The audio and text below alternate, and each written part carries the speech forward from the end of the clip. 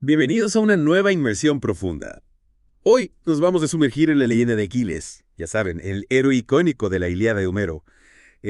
Nos han compartido algunos fragmentos, algunos textos que exploran diferentes facetas de su historia, así que prepárense para algunas reflexiones épicas. Lo que me parece realmente cautivador de Aquiles es cómo su historia va más allá de las batallas y los dioses. Sí. Explora dilemas humanos, ¿no? Oh. Atemporales, la ira, la ambición, la vulnerabilidad. Ajá. Descubriremos qué nos revelan estos mitos sobre nosotros mismos, incluso miles de años después. Exacto. Y hablando de ira, comencemos con la furia de Aquiles, que, bueno, ya saben, es el catalizador de la guerra de Troya. Los textos describen cómo Agamenón, al quitarle a Briseida, desata esa furia.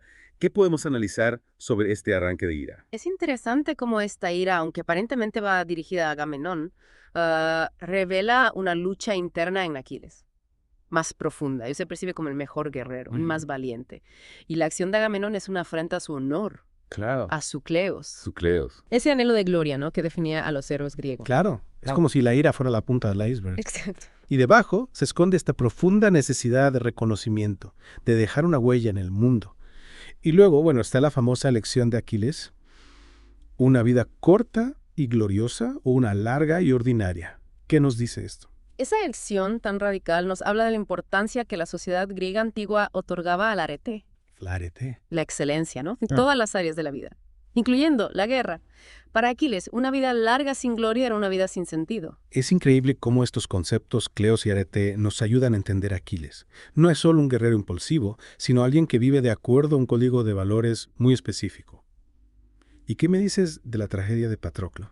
La muerte de Patroclo es un punto de inflexión en la historia. Aquiles, cegado por la ira y el dolor, regresa a la batalla con una sed de venganza que lo consume.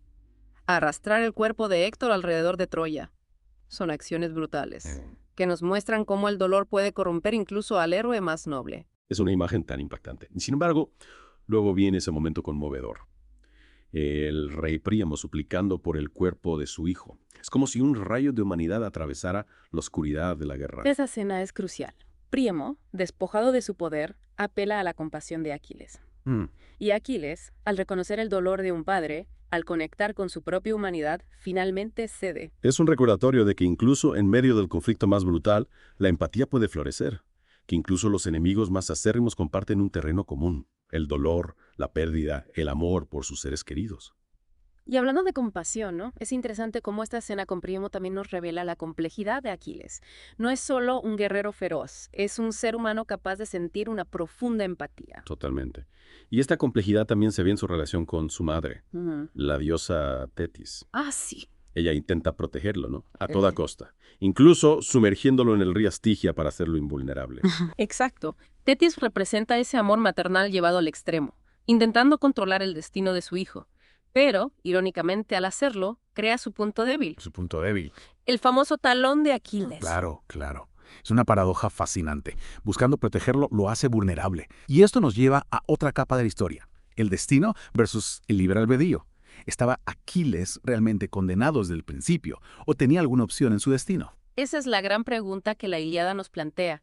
La profecía de su muerte temprana se cierne sobre él, pero Aquiles toma decisiones que lo conducen inevitablemente hacia ese final. Como elegir quedarse en Troya a pesar de saber el riesgo que corre. Precisamente, Aquiles no solo acepta su destino, sino que lo abraza. En su elección, vemos un acto de rebeldía, una afirmación de su voluntad frente a la inevitabilidad de la muerte. Es como si dijera, aunque sé que moriré joven, viviré intensamente, dejando una huella imborrable en el mundo. Exacto. Y eso es lo que lo convierte en un personaje tan trágico y a la vez tan inspirador. Nos muestra que incluso frente a un destino aparentemente ineludible, nuestras decisiones importan, definen quiénes somos y cómo vivimos nuestras vidas. Y hablando de héroes que enfrentan desafíos, mencionaste antes a Hércules. ¿Qué podemos aprender al comparar a estos dos héroes? Aparentemente invencibles. Es una comparación muy interesante. Ambos representan la fuerza física, ¿no?, llevada al límite. Pero sus estrategias para enfrentar la adversidad son muy diferentes. Aquí les parece depender más de su fuerza bruta, ¿no? Al menos al principio de la historia. Y sí, al principio. Pero su viaje lo lleva a confrontar sus emociones, su vulnerabilidad. La muerte de Patroclo le muestra que la fuerza física no es suficiente para superar el dolor y la pérdida. Mientras que Hércules, además de su fuerza, también usa su astucia, ¿verdad? Para superar los desafíos. Como en la historia del león de Nemea, donde tuvo que ser estratégico para vencer a la bestia. Exacto. La historia del león nos enseña que la fuerza bruta no siempre es la solución.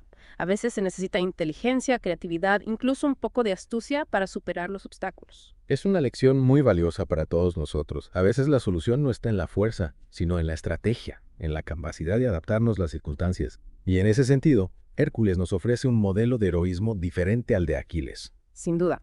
Hércules, con su ingenio y su capacidad de adaptación, nos recuerda que la inteligencia y la creatividad son herramientas tan importantes como la fuerza física, y que a veces la clave para superar los desafíos está en usar la cabeza, tanto como los músculos. La astucia de Hércules nos recuerda que hay diferentes maneras de enfrentar los desafíos. No siempre se trata de fuerza bruta. Se trata de encontrar la estrategia adecuada. Exacto. Es como si cada héroe representara un aspecto diferente de la experiencia humana. Aquiles con su pasión y su vulnerabilidad, Ajá. y Hércules con su ingenio y capacidad de adaptación. Precisamente. Y al compararlos, podemos reflexionar sobre nuestras propias fortalezas y debilidades. Claro. Sobre cómo enfrentamos los desafíos que la vida nos presenta. Volviendo a Aquiles, no podemos dejar de hablar del impacto de su legado. Murió joven buscando la gloria eterna. ¿Valió la pena? Esa es una pregunta que resuena a través de los siglos. Su fama perdura. Su historia sigue conmoviéndonos. Pero su historia también nos invita a reflexionar sobre el costo de la gloria, sobre los sacrificios que implica la búsqueda del reconocimiento. Es como si nos preguntara, ¿estamos dispuestos a pagar el precio de la fama? ¿O hay otras formas de dejar una huella significativa en el mundo? Exactamente.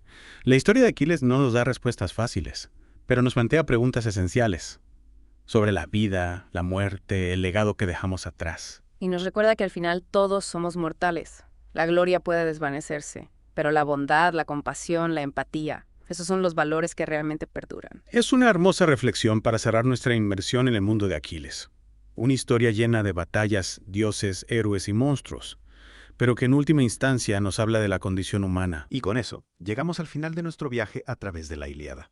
Espero que hayan disfrutado de esta inversión profunda en la historia de Aquiles. Hasta la próxima. Sigan explorando, sigan cuestionando y sigan encontrando la maravilla en las historias que nos conectan a través del tiempo.